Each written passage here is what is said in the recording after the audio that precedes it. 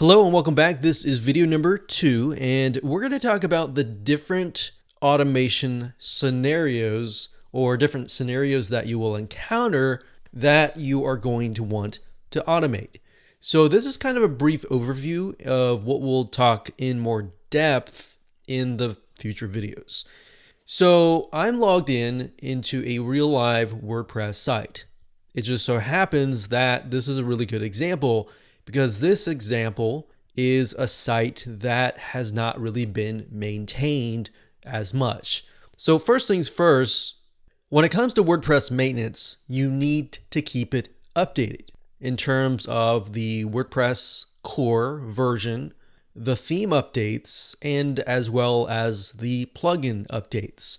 Now, there's really no way of knowing when an update is going to be pushed. It's really dependent on the vendor communicating with you. Sometimes you'll be on their list, sometimes you won't. But you want to make sure that you get the latest plugin update a lot of times because you'll run into security breaches where maybe the plugin vendor will find a security hole within their plugin. So they've patched it up, they sent it over, and if you don't update it and you wait and wait and wait, that could open up your site. So hopefully that gives you an idea of why that can become very tedious, because unless you're constantly logging into the site each and every day or a few times a week, then you really truly need to automate it. And even if you are logging into it once a week or every day or whatever, you don't have to manually do it. Once you set things up and automated that process, then it's just going to make your life a lot more easier. The second thing is backups. Backing up your site is crucial. You could rely on your web hosting company to back up your site. And sometimes you can say, let's say you made an error today while you're editing the site and you ruined something. You could contact your web hosting company, and if they do daily backups, which, some don't, some do, some only do once a month. If that's the case, you can revert. Now, let's say that your web hosting company decides to shut you down for whatever reason, whether you violated their terms or maybe you didn't, maybe you did something, you had no idea that it was a violation, and they shut your account down. A lot of times in these cases, if you've not backed up your site and they're just like, hey, we closed your account, go away kind of thing.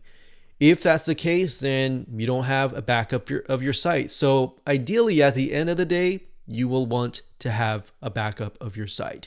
Now, backups typically are either you can do them manually by installing a plugin and clicking backup, or you can set it up so that it automatically backs up, let's say, for example, every day at midnight. And then maybe once the backup is done, it uploads it to something like Dropbox, Google Drive, or somewhere off of the server. So that's another way to automate your site. And then I briefly talked about this in the intro, but in terms of content marketing, you want to be able to schedule your posts or your pages, because as time goes on and your website grows, you're going to create more content. Content creation takes time. So the best thing you can do for yourself is to automate the content schedule. Now, obviously you can't automate content creation unless maybe you're hiring somebody to create content from scratch. And then of course, moving on, we have things like social media, auto publishing, which is what we talked about in the previous video. Now going through here, besides the updates, so if I go, click on updates here, you'll see that these two plugins need to be updated. And if I scroll down, you'll see that all of these different themes, some of these themes, maybe I need to go ahead and delete some of them or update some of them. So if I go to appearance and themes, for example, if I were having to go through every single one of these, now obviously in this case, you're not going to have this many themes, but if you want to keep up to date with all the new latest features and all that the vendor has pushed out, you have to click update now. Then you have to go to the plugins section and you're going to have to click, update here, and it just gets really tedious. Now, going down, we also have spam. So this, for example, is the Akismet anti-spam. I'll talk more about this later on. But one thing that you're going to run into when you run a blog or anything like that is spam. People usually want to spam and put posts and put comments on your post for the sake of getting a link back to their site. So that's the main reason why most of these companies use these automated softwares to basically spam your blog. And it's going to look unprofessional if your site is showing these comments. So we're going to talk more about that, how to basically automate the process of decreasing spam. Another issue is images. So let's say we go to media library. One of the major downsides in terms of a website that is slowing down is the images. So in other words, every time you upload an image and you post it on a post or a page, it can slow down your site. And the slower your site is, the higher the bounce rate, or in other words, the higher chance a visitor is going to come to your site and leave your site, and it's going to affect your rankings. So bearing that in mind, you want to have a system where you can simply upload your images, and then immediately upon uploading those images, you can have the system basically optimize, meaning it could take a big size image and size it down, maybe make it so it's not as clear, but it's clear enough, and it sizes it from like 10 megabytes down to maybe 100 kilobytes.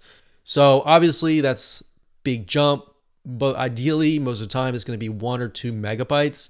And then you can use these plugins to automatically size it down. So instead of having to go to Photoshop and then decrease the size and then re-upload the image and doing all that manual tasks, you can automate this process as well. And there's a lot more in terms of, image, not just optimization, but speeding the whole process up. So we'll talk more about that in those particular videos. And then we have like database optimization. As your site grows, more posts, more pages, more comments, and all of that, your database is going to grow. So you want to make sure that just like themes and plugins, you're going to be able to optimize your database. So that's just kind of a glimpse of different scenarios that you would be wanting to automate. Now, there are obviously going to be a lot more, which I'll show you in the next few videos. All right, so hopefully that gives you a good idea of at least a few so that you can get started. All right, so let's move on to the next video.